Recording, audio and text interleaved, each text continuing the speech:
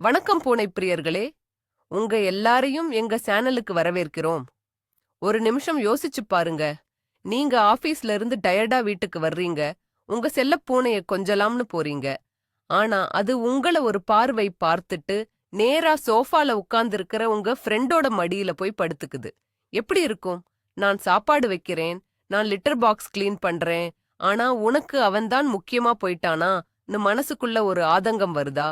கவலைப்படாதீங்க, நீங்க மட்டும் தனியா இல்ல. எல்லா பூனை உரிமையாளர்களும் ஒரு முறையாவது இந்த துரோகத்தை சந்திச்சிருப்பாங்க. உங்க பூனை உங்களை வெறுக்கிறதா? இல்ல அதுக்கு ஏதாச்சும் ஆயிடுச்சா? இல்லவே இல்ல. அது ஏன் சிலரை மட்டும் ரொம்ப ஸ்பெஷலா தேர்ந்தெடுக்குதுங்கிற அந்த பெரிய ரகசியத்தை தான் இன்னைக்கு நம்ம உடைக்க போறோம். தயாரா இருங்க. அதுக்கு முன்னாடி உங்க வீட்டு குட்டி முதலாளியோட பேரை மறக்காம கமெண்ட்ல சொல்லுங்க. இந்த ரகசியத்தை புரிஞ்சுக்கிறதுக்கு முன்னாடி நாம பூனைகளோட வரலாற்ற லைட்டா திரும்பி பார்க்கணும். நாய்கள மாதிரி பூனைகள் ஒரு கூட்டமா வாழற உயிரினம் கிடையாது. அதோட மூதாதையர்கள் தனித்து வேட்டையாடுற காட்டு பூனைகள். அதனால ஒரு தலைவனுக்கு கட்டுப்பட்டு நடக்கிற பழக்கம் அதுகிட்ட கிடையாது. நாய்கள் நம்மள என் எஜமான் என் தெய்வம்னு பார்க்கும். ஆனா பூனைகள் நான் தான் இந்த வீட்டுக்கு தெய்வம், நீ என் உதவியாளருங்கிற மனநிலையில தான் இருக்கும். அவங்க அன்பு காட்டுற விதமே தனி. அதுங்க ரொம்ப சுதந்திரமான ஜீவன்கள். யார் தன்னை தொந்தரவு செய்யாம தனக்கு தேவையான இடத்தை மரியாதை கொடுக்கறாங்களோ அவங்க பக்கம்தான் அதுங்க சாயும். அதனால உங்க பூனை உங்கள மதிக்கலன்னு நினைக்காதீங்க. அது அதோட இயல்பை காட்டுது. நாம தான் அவங்களோட மொழிய கத்துக்கிட்டு அவங்க உலகத்துக்குள்ள போகணும். வாங்க அந்த உலகத்தோட முதல் கதவை தட்டுவோம். முதல் மற்றும் மிக முக்கியமான காரணம் வாசனை. பூனைகளுக்கு இந்த உலகமே ஒரு வாசனை திரவிய கடை மாதிரி தான். அதுங்க மோப்ப சக்தியை வச்சுதான் எல்லாத்தையும் புரிஞ்சுக்குது. நீங்க தினமும் அது கூடவே இருக்கிறதால உங்க வாசனை அதுக்கு ரொம்ப பழகிப்போன சாதாரணமான ஒரு விஷயம். ஆனா வீட்டுக்கு ஒரு புது விருந்தாளி வராங்கன்னு வச்சுக்கோங்க. அவங்க உடம்புல இருந்து வர்ற வாசனை பூனைக்கு ஒரு புது புத்தகம் படிக்கிற மாதிரி. அவங்க எங்கெல்லாம் போயிட்டு வந்தாங்க, அவங்க வீட்ல நாய் இருக்கா, அவங்க என்ன சாப்பிட்டாங்கன்னு ஒரு முழு பயோடேட்டாவையும் அதுங்க மோப்பம் பிடிச்சிடும். இந்த புது வாசனையை ஆராய்வதில் அதுங்களுக்கு ஒரு அலாதி பிரியம். அதனாலதான் புதுசா வர்றவங்கள சுத்தி சுத்தி வந்து மோப்பம் பிடிக்கும். அது உங்களை விட அவங்களை அதிகம் பிடிச்சதால இல்ல, அவங்க ஒரு நடமாடும் செய்தித்தாள் மாதிரி இருக்கிறதால தான். அந்த புது வாசனையோட ஈர்ப்பு தணிஞ்சதும் கரெக்டா சாப்பாட்டு நேரத்துக்கு உங்க கால் கிட்ட வந்து மியாஃப்னு சொல்லும் பாருங்க. அப்ப தெரியும் யாரு உண்மையான பாசுன்னு. 2வது காரணம் குரல். பூனைகளுக்கு ரொம்ப மென்மையான அமைதியான குரல் தான் பிடிக்கும்.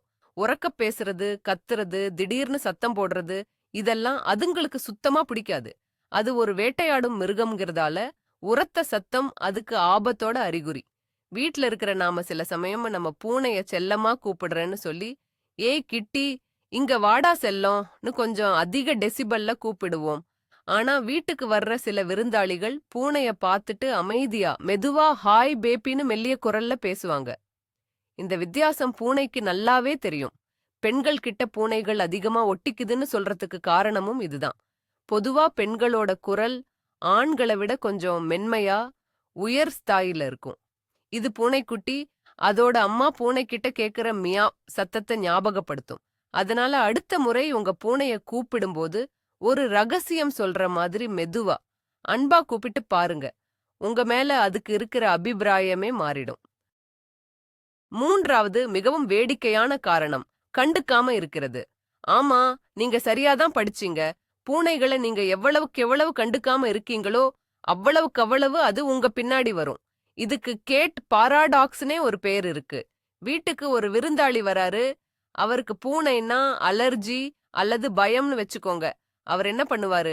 பூனைய ஏறெடுத்தும் பார்க்க மாட்டாரு, அதை தொட முயற்சிக்க மாட்டாரு, அதோட கண்ண நேருக்கு நேரா பார்க்க மாட்டாரு.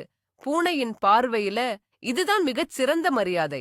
ஆஹா, இந்த மனுஷன் என் எல்லையை மதிக்கிறான், என்னை என் போக்குல விடுறான், இவன் ஒரு ஆபத்தில்லாத ஜீவன்னு பூனை முடிவு பண்ணிடும். உடனே அதுவே தைரியமா அவர் பக்கத்துல போகும், காலை உரசி பார்க்கும், ஏன் மடியில கூட ஏறி உட்கார்ந்துக்கும். ஆனா பூனை பிரியரான நீங்க என்ன பண்ணுவீங்க? வீட்டுக்கு வந்தவரை பார்த்ததும் ஐயோ எவ்வளவு கியூட்னு சொல்லி அதை தூக்க பார்ப்பீங்க, கொஞ்சம் முயற்சிப்பீங்க. பூனைக்கு இது ஒரு அத்துமீறலா தெரியும். யாரு இவன், கேட்டானா பேசினானா நேரா தூக்க வர்றான்னு மிரண்டு போயிடும்.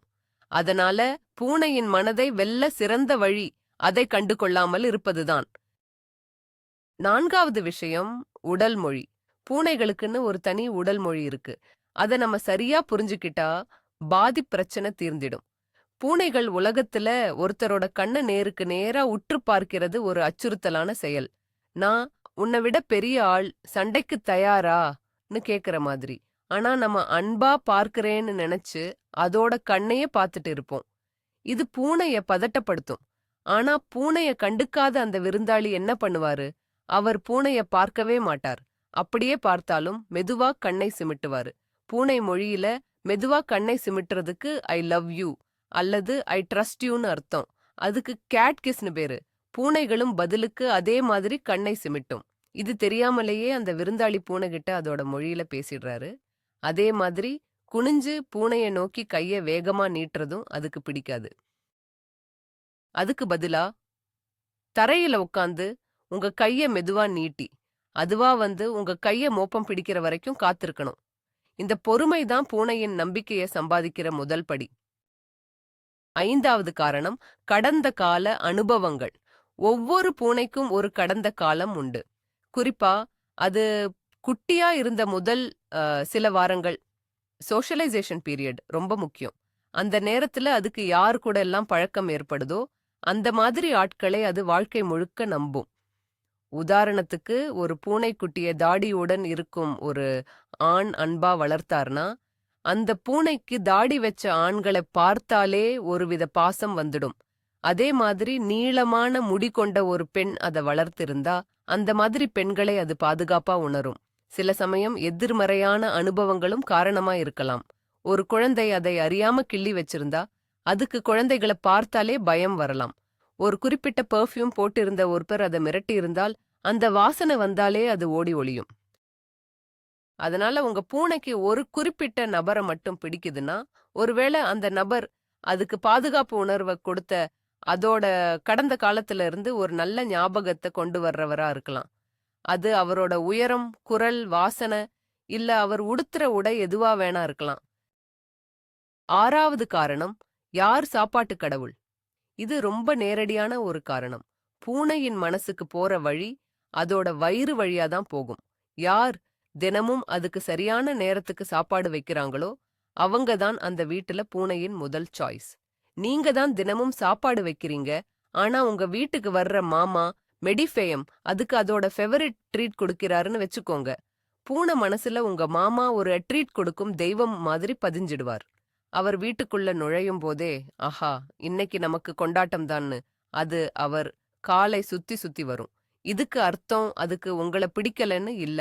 உங்க அன்பு அதுக்கு தினமும் கிடைக்கிற சாப்பாடு மாதிரி. அது ஒரு உத்தரவாதம். ஆனா அந்த ட்ரீட் MDIPM கிடைக்கிற பிரியாணி மாதிரி. அதனால அதுக்கு ஒரு தனி மவுஸ் இருக்கும். நீங்களும் உங்க பூனையோட ஃபேவரிட் ஆகணும்னா சாப்பாடு வைக்கிற பொறுப்பை மட்டும் எடுத்துக்காம மெடிஃபேயம் அதுக்கு சர்ப்ரைஸா ட்ரீட்ஸ் கொடுத்து பாருங்க. உங்களுக்கும் அந்த பிரியாணி ஸ்டேட்டஸ் கிடைச்சிடும். 7வது காரணம் சிறந்த விளையாட்டுத் தோழன். பூனைகள் பிறவியிலேயே வேட்டைக்காரர்கள். அதோட அந்த வேட்டை திறனை தீட்டி வைக்கிறதுக்கு விளையாட்டு ரொம்ப அவசியம். வீட்ல இருக்கிற நாம சில சமயம் சோர்வுல லேசர் லைட்டை மட்டும் தரையில அடிச்சிட்டு நீயே ஓடி பிடிச்சு விளையாடுன்னு சொல்லிடுவோம். ஆனா சில பேரு பூனைகளோட விளையாடுறத ஒரு கலையாவே பண்ணுவாங்க. அந்த இறகு வச்ச குச்சியை ஃபெதர் வாண்ட், ஒரு பறவை மாதிரி பறக்க விடுறது, ஒரு எலி மாதிரி தரையில ஓட விடுறதுன்னு பூனையோட வேட்டை மனப்பான்மையை தூண்டி அதை நல்லா ஓட வச்சு விளையாட வைப்பாங்க. இந்த மாதிரி விளையாடும்போது பூனைக்கு மனதளவுலையும் உடல் அளவுலையும் ஒரு திருப்தி கிடைக்குது. யார் அதுக்கு இந்த மாதிரி ஒரு சிறப்பான வேட்டை அனுபவத்தை கொடுக்கறாங்களோ அவங்க தான் அதோட பெஸ்ட் ஃப்ரெண்டு. அது உங்களா இருக்கலாம், இல்ல உங்க வீட்டுக்கு வர்ற தம்பி தங்கையா இருக்கலாம். பூனைக்கு விளையாட்டுங்கிறது வெறும் பொழுதுபோக்கு இல்ல, அது அதோட மனநலத்துக்கு ரொம்ப முக்கியம்.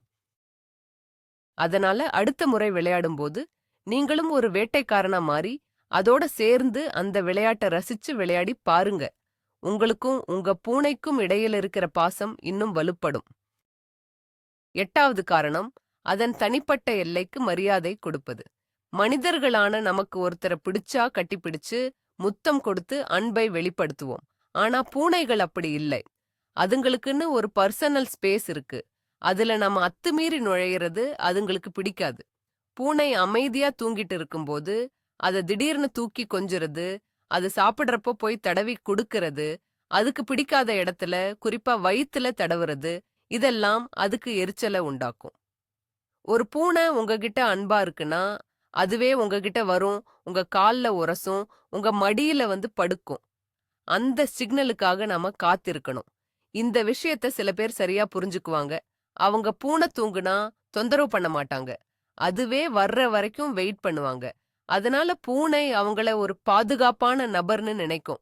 ஆனா, நம்ம பாசத்துல செய்யற சில விஷயங்கள் அதுக்கு தொந்தரவா தெரியலாம்.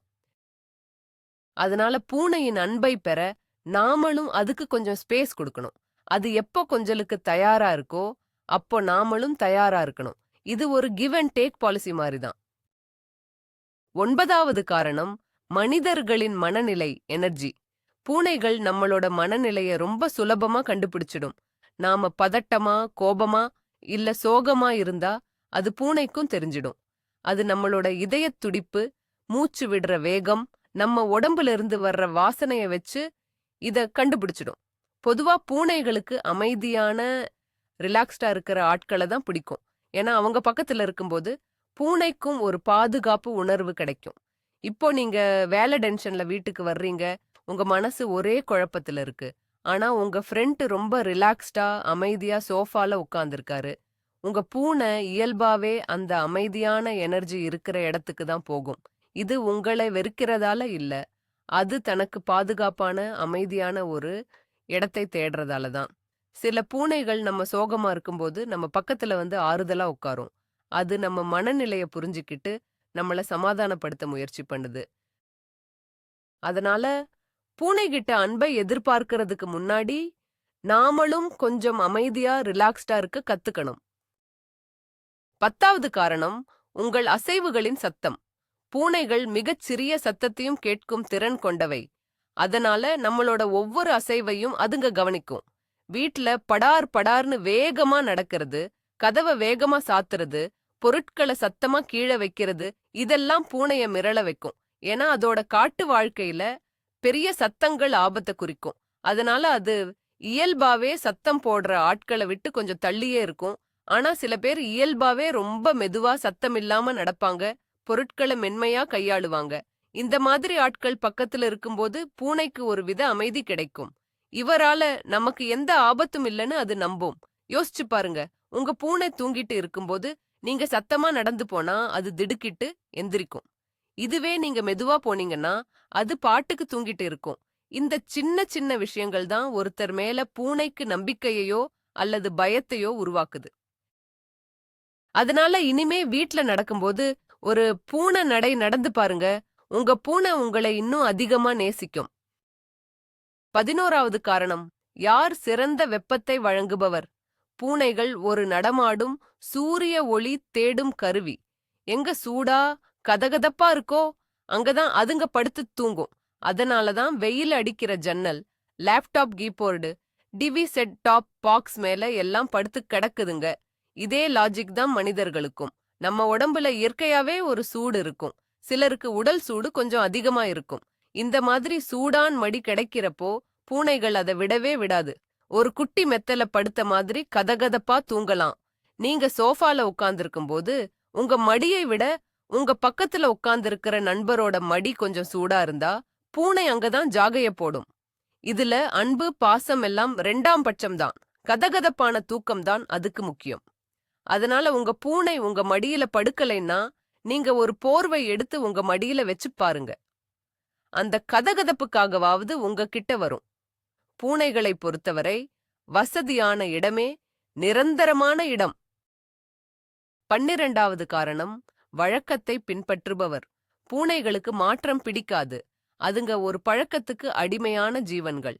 தினமும் ஒரே நேரத்துக்கு சாப்பாடு, ஒரே நேரத்துக்கு தூக்கம், ஒரே நேரத்துக்கு விளையாட்டுன்னு ஒரு ரூட்டீன் இருந்தா அதுங்க ரொம்ப பாதுகாப்பா உணரும். இந்த ரூட்டீனை யாரு சரியா கடைபிடிக்கிறாங்களோ அவங்க தான் பூனையின் நம்பிக்கைக்குரிய நபர்.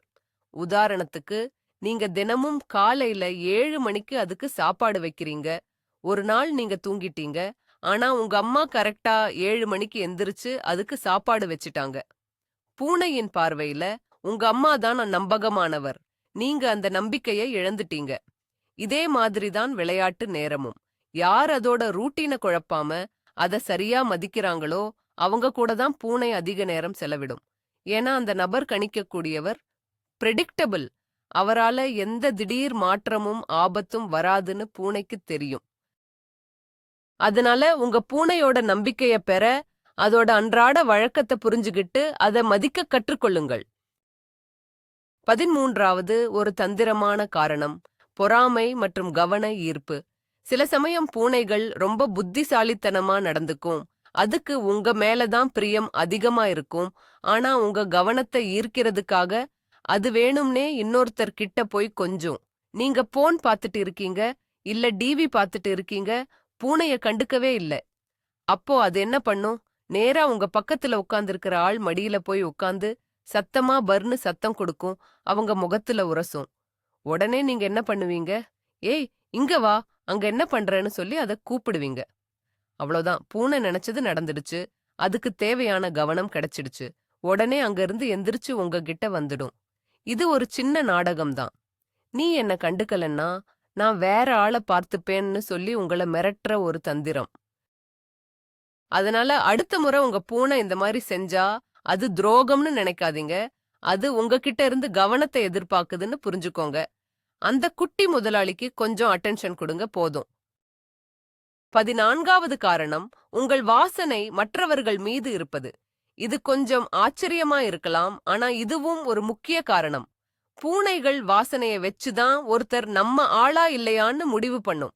உங்க வீட்ல இருக்கிற எல்லா பொருட்கள் மேலையும், சோஃபா, போர்வை, உங்க துணிகள் மேலையும் உங்க வாசனை இருக்கும். இது பூனைக்கு ஒரு பாதுகாப்பான பகுதிங்கிற உணர்வை கொடுக்கும்.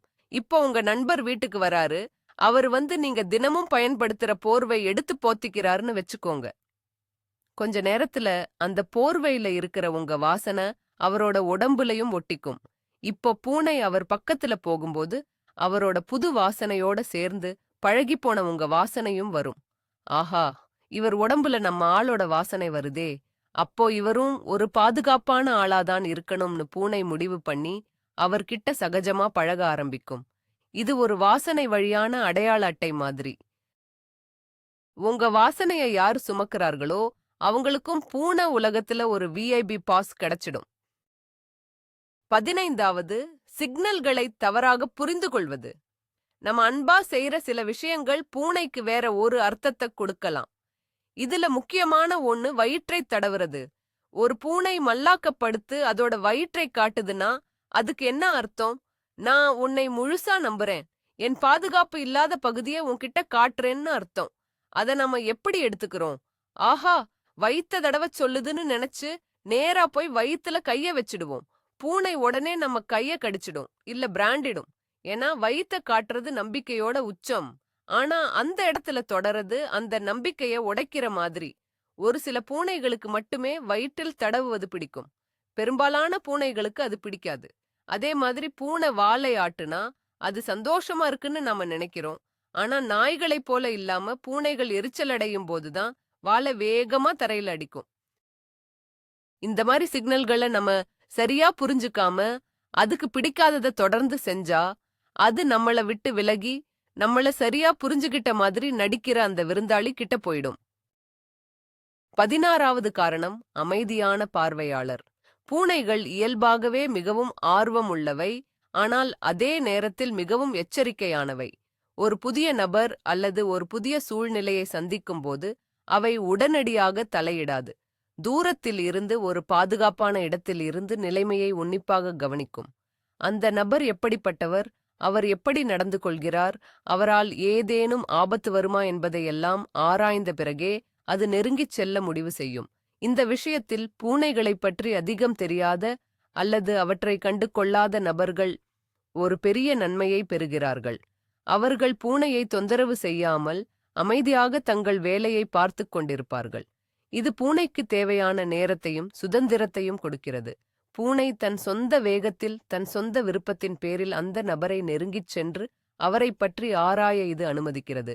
ஆனால் நாமோ அதன் ஆர்வத்தை தூண்டும் முன்பே அதன் மீது நம் அன்பை திணிக்க முயற்சி செய்கிறோம். இது அதன் எச்சரிக்கை உணர்வை தூண்டி நம்மை விட்டு விலகிச் செல்ல வைக்கிறது.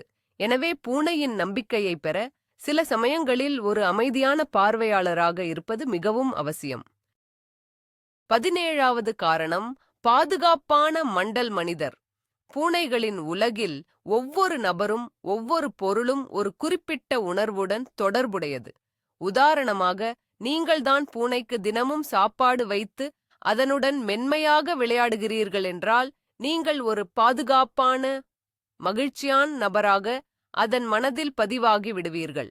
அதே சமயம், உங்கள் வீட்டில் இருக்கும் மற்றொரு நபர் எப்போதாவது தெரியாமல் அதன் வாலை மிதித்துவிட்டாலோ, அல்லது அவர் தான் எப்போதுமே வீட்டை சுத்தம் செய்யும்போது சத்தமான வெற்றிட கிளீனரை பயன்படுத்துகிறார் என்றாலோ, அந்த நபர் ஒரு சத்தமான ஆபத்தான நபராக பூனையின் மனதில் பதிவாகி விடுவார். இதன் விளைவாக பூனை எப்போது ஓய்வெடுக்க விரும்பினாலும் அல்லது பயப்படும் போதும் அது இயல்பாகவே உங்களிடம்தான் ஓடிவரும். அந்த மற்றொரு நபரை அது வெறுக்க நிமூஸ், ஆனால் அவரை அது அமைதி மற்றும் பாதுகாப்புடன் தொடர்பு படுத்தாது. விருந்தினர்கள் வரும்போதும் இதேதான் நடக்கும். எந்த விருந்தினர் அமைதியாகவும் மென்மையாகவும் இருக்கிறாரோ அவர் ஒரு தற்காலிக பாதுகாப்பான மண்டலமாக மாறி பூனையை ஈர்க்கிறார். 18வது காரணம், பாலின விருப்பங்கள், கட்டுக்கதையும் உண்மையும். பூனைகளுக்கு பெண்களை தான் அதிகம் பிடிக்கும் என்று ஒரு பொதுவான கருத்து இருக்கிறது. இதில் ஓரளவு உண்மையும் இருக்கிறது. ஆனால் அதற்கான காரணம் நாம் நினைப்பது போலில்லை. பூனைகள் ஒருவரின் பாலினத்தை வைத்து அவர்களை விரும்புவதில்லை.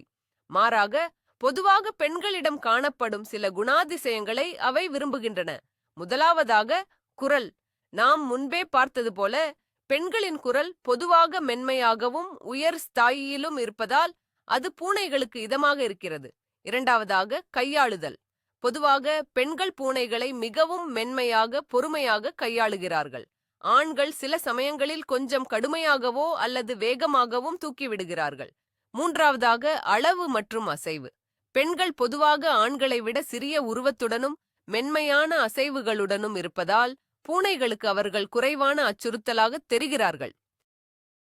ஆனால் மென்மையான குரல் கொண்ட பூனைகளை அன்பாக கையாளும் ஒரு ஆணை ஒரு பெண்ணை விட பூனைக்கு அதிகமாக பிடிக்க வாய்ப்புள்ளது. எனவே இது பாலினத்தை பற்றியது அல்ல, குணாதிசயங்களை பற்றியது. 19வது காரணம், பூனையின் சொந்த ஆளுமை. மனிதர்களைப் போலவே ஒவ்வொரு பூனைக்கும் ஒரு தனித்துவமான ஆளுமை உண்டு. சில பூனைகள் மிகவும் நட்பானவை, எக்ஸ்ட்ரவர்ட்ஸ். அவை வீட்டிற்கு யார் வந்தாலும் அவர்களுடன் உடனடியாக பழகி விளையாட ஆரம்பித்துவிடும். அவை எல்லோருடைய கவனத்தையும் ஈர்க்க விரும்பும். ஆனால் சில பூனைகள் மிகவும் கூச்ச சுபாவம் கொண்டவை, இன்ட்ரோவர்ட்ஸ். அவை தங்களுக்கு மிகவும் பழக்கமான 1 அல்லது 2 நபர்களுடன் மட்டுமே நெருக்கமாக இருக்கும். புதிய நபர்களை பார்த்தால் அவை கட்டிலுக்கு அடியில் அல்லது மறைவான இடத்தில் சென்று ஒளிந்து கொள்ளும். அந்த புதிய நபர் மிகவும் நல்லவராக, பூனைகளை விரும்புபவராக இருந்தாலும் அந்த பூனைக்கு அவருடன் பழக நேரம் எடுக்கும். எனவே உங்கள் பூனை சிலரை மட்டும் விரும்புகிறதென்றால் அது ஒருவேளை அதன் இயல்பான குணமாக இருக்கலாம். அது ஒரு நபர் பூனையாக இருக்கலாம். அதன் ஆளுமையை நாம் மதிக்க கற்றுக்கொள்ள வேண்டும். அதை மாற்ற முயற்சிக்க கூடாது. அதன் நம்பிக்கையை மெதுவாக, படிப்படியாக வெல்வதே சிறந்த வழி. 20வது மற்றும் இறுதியான காரணம், இது வெறுப்பு அல்ல, விருப்பம் மட்டுமே. இத்தனை காரணங்களையும் பார்த்த பிறகு உங்களுக்கு ஒன்று புரிந்திருக்கும். உங்கள் பூனை உங்களை வெறுக்கவில்லை. அது ஒருபோதும் உங்களை வெறுக்காது. நீங்கள்தான் அதன் உலகம். நீங்கள்தான் அதன் உணவு, பாதுகாப்பு மற்றும் ஆறுதல். அது மற்றொரு நபரிடம் அதிகமாக ஒட்டிக்கொள்கிறதென்றால் அதற்கு அந்த நேரத்தில் அந்த நபரிடமிருந்து ஏதோ ஒரு தேவை இருக்கிறது என்று அர்த்தம். அது கதகதப்பாக இருக்கலாம், ஒரு புதிய வாசனையாக இருக்கலாம், அல்லது அமைதியான ஒரு சூழலாக இருக்கலாம். மனிதர்களாகிய நமக்கு எப்படி சில நண்பர்களை சில காரணங்களுக்காக பிடிக்குமோ அதுபோலத்தான் பூனைகளுக்கும். இது ஒரு இயல்பான விருப்பம், பிரெஃபரன்ஸ் மட்டுமே. அதனால் உங்கள் பூனை அடுத்த முறை விருந்தாளியிடம் கொஞ்சினால் நீங்கள் வருத்தப்படாதீர்கள். மாறாக, என் பூனை எவ்வளவு புத்திசாலி, தனக்கு என்ன வேண்டும் என்பதை எவ்வளவு அழகாக தேர்வு செய்கிறது என்று பெருமைப்படுங்கள். ஏனென்றால் நாள் முடிவில் அந்த விருந்தாளி வீட்டிற்குச் சென்ற பிறகு அது சுருண்டு படுக்கப் போவது உங்கள் மடியில் அல்லது உங்கள் படுக்கையில்தான். அந்த உரிமை உங்களுக்கு மட்டுமே சொந்தமானது.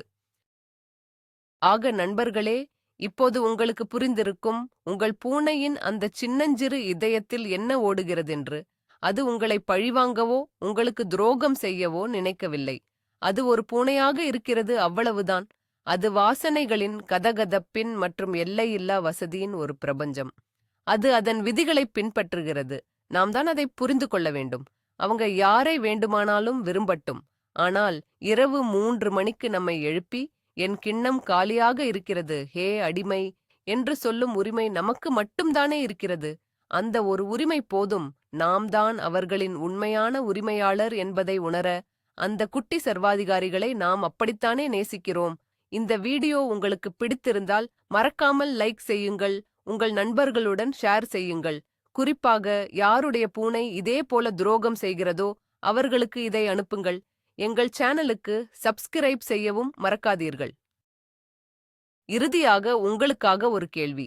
உங்கள் பூனை செய்யும் மிகவும் விசித்திரமான வேடிக்கையான விஷயம் என்ன? கீழே கமெண்டில் சொல்லுங்கள். நாம் எல்லோரும் சேர்ந்து படித்து சிரிப்போம். அடுத்த வீடியோவில் சந்திக்கும் வரை உங்கள் பூனைகளுக்கு என் சார்பாக ஒரு ஹாய் சொல்லுங்கள்.